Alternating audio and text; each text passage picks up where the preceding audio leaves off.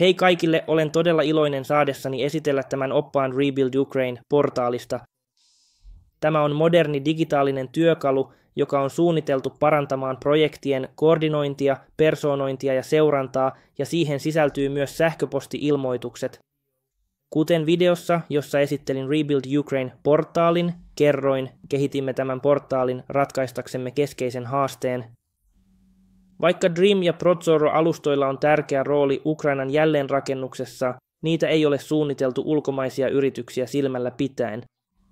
Tämän seurauksena koemme, etteivät ne tarjoa sellaista saumatonta käyttökokemusta, jota monet kansainväliset yritykset etsivät. Samaan aikaan Dream ja Prozorro ovat edelleen Ukrainan hallituksen viralliset alustat Rebuild Ukraine-ohjelmassa ja Prozorron tapauksessa kaikissa julkisen sektorin hankinnoissa.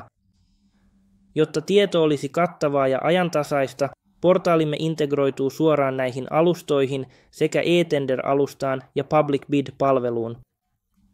Yksi suurimmista haasteista ulkomaisille yrityksille on näillä alustoilla listattujen projektien valtava määrä, mikä tekee vaikeaksi seurata juuri heidän intresseihinsä sopivia mahdollisuuksia. Lisäksi osa Prozorron tiedoista julkaistaan vain ukrainaksi, mikä luo lisäesteitä kansainväliselle osallistumiselle. Aina kun mahdollista, portaali kääntää nämä tiedot automaattisesti englanniksi. Joskus tämä ei kuitenkaan ole mahdollista. Näissä tapauksissa suosittelemme, että asetat selaimesi asetukset kääntämään ukrainankieliset verkkosivut automaattisesti omalle kielellesi. Käyttäjäystävällisen käyttöliittymän lisäksi portaali toimii myös keskuspaikkana yrityksille, jotka ovat kiinnostuneita Rebuild Ukraine-ohjelmasta. Yhteistyön ja tiedonjaon edistämiseksi järjestämme 2 vuodessa virtuaalifoorumeita, joissa osallistujat voivat vaihtaa ideoita ja kehittää kumppanuuksia. Odotamme innolla osallistumistanne ja sitoutumistanne tähän tärkeään aloitteeseen. Kaikki ehdotukset portaalin ja sen foorumin kehittämiseksi ja parantamiseksi otetaan kiitollisina vastaan. Katsotaanpa nyt ensimmäistä kertaa portaalia. Nyt näette portaalin etusivun. Näette myös, että portaalilla on oma aliverkkotunnuksensa. Tämä tarjoaa lyhyen yleiskatsauksen tarjolla olevista palveluista sekä Rebuild Ukraine-ohjelman yleisestä laajuudesta. Ylätason punainen valikko tarjoaa linkkejä lisätietoihin portaalista ja siitä, miten se liittyy yleiseen Rebuild Ukraine-ohjelmaamme. Hinnoittelu, yhteystietomme.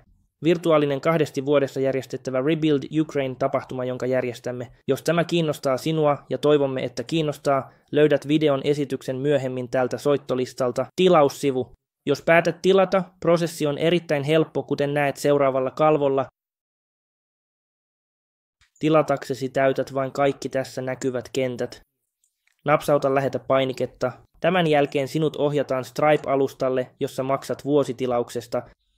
Maksun jälkeen saat pääsyn alustalle ja sinut ohjataan automaattisesti takaisin alustalle, jossa olet jo kirjautuneena sisään. Vahvistustiedot ja lasku lähetetään suoraan sähköpostiosoitteeseesi. Kun olet tilannut ja kirjautunut sisään, näet aktiivisten projektien aloitussivun. Katsotaanpa sitä seuraavalla kalvolla.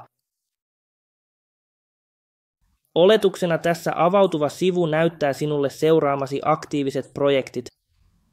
Ensimmäisellä kirjautumiskerralla tämä tarkoittaa kaikkia aktiivisia projekteja.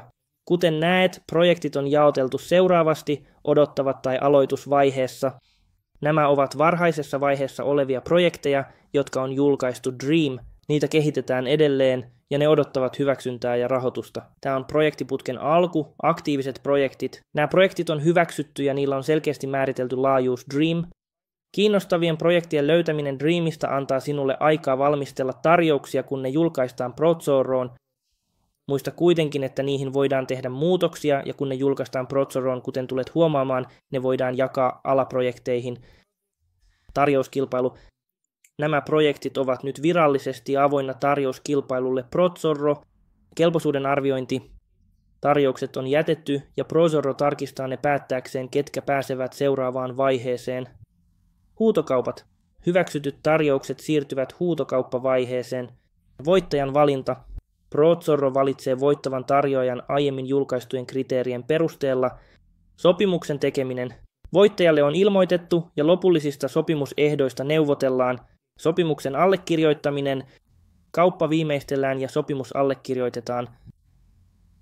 Näiden kategorioiden tarkemmat kuvaukset selitetään videossa projektin elinkaari. Näin voit siis seurata kiinnostavia projekteja niiden koko elinkaaren ajan varhaisesta suunnittelusta sopimuksen allekirjoitukseen asti.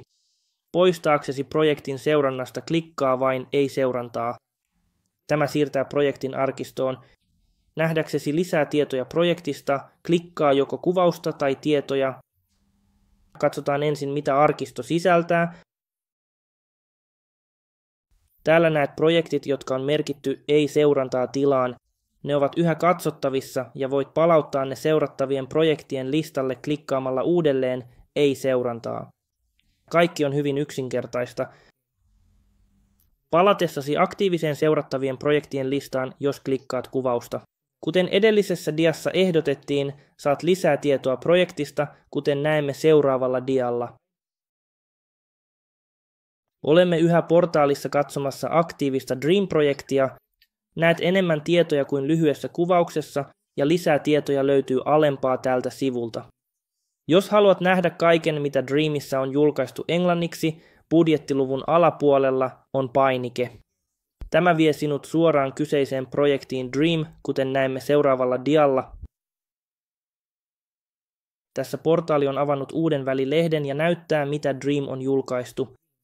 Tämä antaa sinulle vielä enemmän yksityiskohtia projektista. Nyt sinulla on pääsy runsaaseen tietoon projektista, jota valmistellaan tarjouskilpailuun. Jos tämä kiinnostaa sinua, sinulla on nyt riittävästi tietoa DAF-tarjouksen valmisteluun.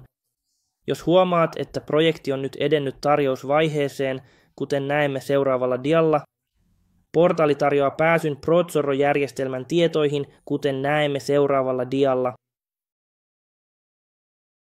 Tässä näet portaalissa projektin profiilin, joka on nyt avoinna tarjouksille.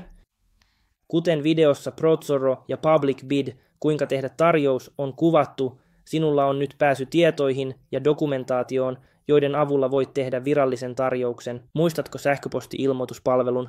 Seuraavalla dialla näytän sinulle esimerkin vakiomuotoisesta sähköposti-ilmoituksesta, jonka saat, kun uusia projekteja lisätään tai seuraamiesi projektien tila muuttuu.